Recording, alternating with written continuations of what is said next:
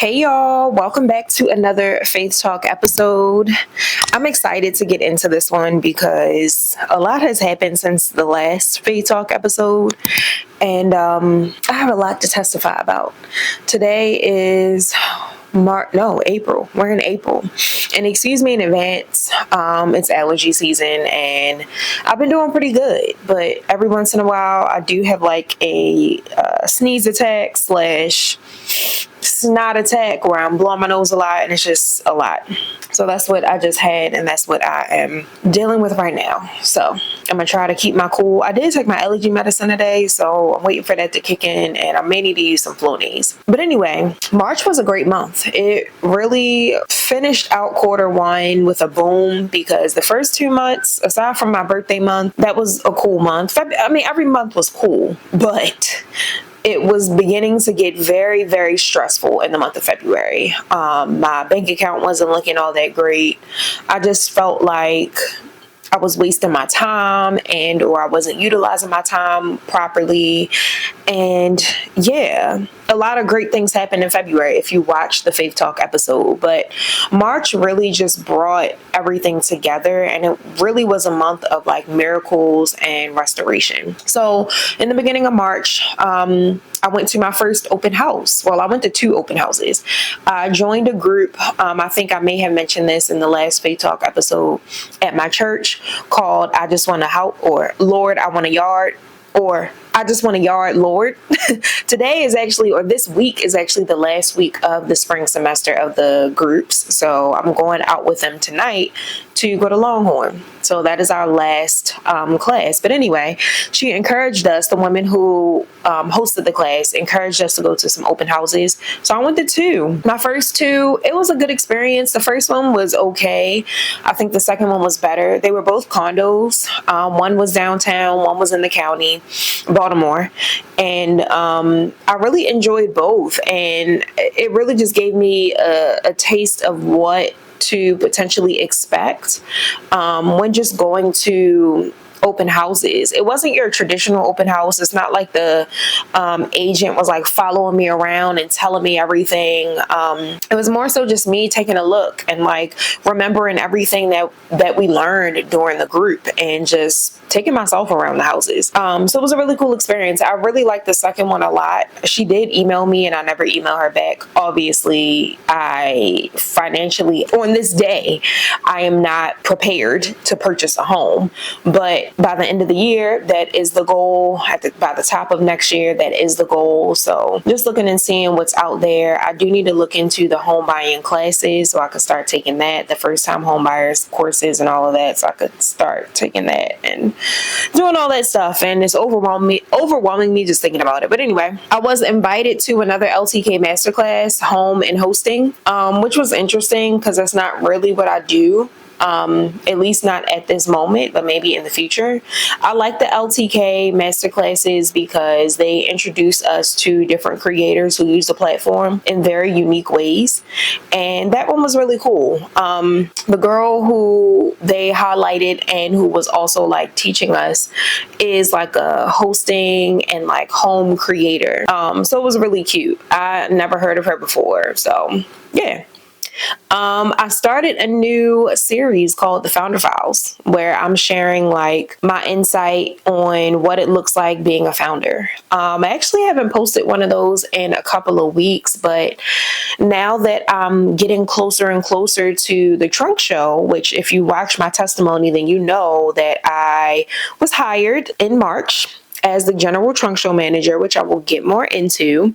But that was very surprise, just a surprise like miracle for me, with me being laid off and, running my business and doing my creative thing, but not really knowing what was sticking or not really feeling like anything was sticking. And that is now something else that I'm excited to step into, another role that I'm excited to step into. But needless to say, I started a series called Founder Files, and I'm going to continue sharing those and sharing my perspective on what it looks like to be a founder leading up to the trunk show and while I'm at the trunk shows. And I'll, like I said, talk more about that opportunity when we get to that point. The first Founder Files was just like a day in the life type of thing. They don't necessarily have like a theme, but I think I may start setting a theme. I love the Founder Files. I went to an event that my new friend Angel, she invited me to at Coppin State, and she introduced me to Dr. Savoy from Coppin, who I cannot remember her role, but she is a part of the HR department. I believe it's HR, something with the H, or health. I don't know. I'll pop it up on the screen. But she was interested in connecting with me to potentially host a workshop. She wanted me to be a part of an event that happened in March, but I was not available on that day. So she wanted me to not learn, but inquire about hosting a potential workshop. And she was also interested in my one-on-one services. I scheduled a call with her. This was obviously in March. We connected. She asked me to email her, so I emailed her. I followed up. I have not heard back from her, so I am going to follow up again with her probably next week to see what's going on. She did have the event that I just mentioned, so I know she was in the process of going through the motions with that, but excited to be connected to Coppin and to potentially host some workshops for the employees and or the students. And yeah, it's just great being able to have those types of connections because one, they have the budget, and two, it opens up many other doors of opportunities that you probably didn't even realize existed. So excited for that, and looking forward to seeing where that leads. But I have to change my battery, so give me a second. Okay, so let me sit up. I booked my first paid style assessment of 2026 in March. It was a woman that I actually met at the event where I met Dr. Savoy. So that was exciting. I was encouraged to add a price to my style assessments from Rebecca, who was actually working with me on the CTLN Making the Brand campaign. I had previously had a cost associated with my discovery call, rather, and this battery is about to die again. None of my batteries are fully charged, so I'm gonna just give it a moment. But anyway, and I'm glad that I did that. Sometimes being a business owner, entrepreneur, you kind of go back and forth. Sometimes you try something, it works, and then it stops working, then you do something else, and then you do something different, and then you go back to what you originally did in the beginning, and it works well. So I'm glad that I did that. One, because people had been scheduling calls that were free, the style assessments, and I just felt like it was a waste of time. And not all of them, but some of them were a waste of time, or people just wouldn't show up. And that cost helps to hold people accountable. And, even if that person decides not to move forward right then and there, I still was paid for the time and the value that I've added into their experience. So I did, in fact, I don't know what that is. I did, in fact, book another style assessment just yesterday. So it seems to be working fine. So I'm excited for that. And then moving forward to the next point, which was me being asked to spearhead the Atlanta Trunk Show as the interim general manager temporarily, then moving into the actual general manager. It was a job that I didn't even know was a possibility. I did not apply for this job. This was something that was offered to me that, the opportunity presented itself. I spoke up and said what I was interested in. I showed interest. I showed up. I did my part, and I was basically handed this role. And thank you, God. I'm so thankful, so excited to be doing this. And the Atlanta Trunk Show, we leave on April 21st and we come back on April 27th. We still need to book flights. We still need to book the rooms. Obviously, the Trunk Show is in the hotel that we're going to be staying in. So we just need to, I've reached out already to book the rooms, and I'm having a call later today with one of my colleagues to get a better idea of budget, so that way the flights and everything can be booked as well. But anyway, I'm excited for the opportunity.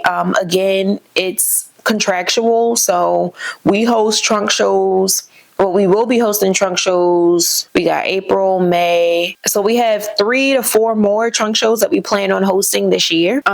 So a total of 5 trunk shows. So I'm excited. I'm excited to get this first one out the way and just go through the motions and make all the mistakes if necessary. And then moving forward, everything else should just easily fall into place. I think the biggest and hardest thing is really just solidifying a location and solidifying the team. We only still have 3 stylists, including me. So we need a total of 5 stylists to really make this happen. And because the trunk shows are typically last minute when they reach out, a lot of the people that I reached out to as far as help, they were no longer available. So they did confirm a second trunk show, which will be in Houston in May. So I already started reaching out to stylists. The same 2 that confirmed for Atlanta have also confirmed for Houston, but the date isn't fully solidified yet. So I'm hoping that that will be solidified today so that I can follow up with them, because the original dates I gave them have now changed, potentially have now changed. So yeah, y'all, exciting opportunity, and I cannot wait. And I will keep y'all posted on all the things. As far as the contract was signed, and the deposit was loading, I wrote that down, but I did get my first deposit on March 31st, I want to say. So very, very exciting. We did wrap the Making the Brand content shoot for the campaign. Both videos were shared and posted to Instagram. I believe they posted it to TikTok. So if you have not seen it, I will definitely make sure I link it below in the description. But I've also linked it. I thought I also linked it in another video, but I'll make sure I'll do that again. But that was a fun opportunity. Just being interviewed, sharing my story, sharing my perspective, going into anthropology. Shout out to anthropology. And them just allowing us to use the space. Use the clothing, style my model, who is Mia, who is a part of CTLN. She's not like an official model, but she works for CTLN, and she was perfect. She's an entrepreneur, graphic designer, I believe, and she was the perfect person, honestly, truly. She was great. And she looked great in all the outfits. I'll slowly but surely be sharing them on YouTube. I have already shared a video of me taking her measurements, and then tomorrow it'll be a video of me learning more about her preferences and going shopping for her. So yeah, that was a great campaign, and I love that it's still kind of like I'm still feeding off of it, because all of the content that was taken during that campaign can also be used for my brand and me recycling the content and creating other content from it. So it was a really cool opportunity. I did sell an ebook, the Body Shape Bible ebook. Speaking of the content that was recorded for the campaign, a piece of it was also me taking my measurements and talking about the Body Shape Bible. So that's literally like a whole commercial or promo that I can continue to share and just put out there to market the Body Shape Bible. So very exciting. I confirmed another collab with Stratosphere, which was, I believe, the one that, is that the one that I'm working on? Yeah, I think that's the one that I have to record and put out by the 9th, which is Thursday. It's with Neutrogena, so like a cleanser that is for acne, adult acne, and like dark spots. So I do need to record that. I might do that tomorrow, or I might do it tonight. We'll see. I did get the little sticky thing to put on the back of my phone, which is not really sticking to this case, so I'm gonna have to take this off and just put it on my actual phone so that I could record that. But I already have an idea of like what I want it to look like and all that stuff. So yeah, I just need to record it. So I'm praying that happens either today or tomorrow. It's gonna have to. I received my first Stratosphere payment with the new processor. So that was cool, because I typically would receive a gift card for creating Stratosphere content. Essentially worked fine in the past, but the last time I got a gift card from them, I had so much trouble like using it. It was very, very weird. But they switched it over, so now the money just can go directly to your bank account.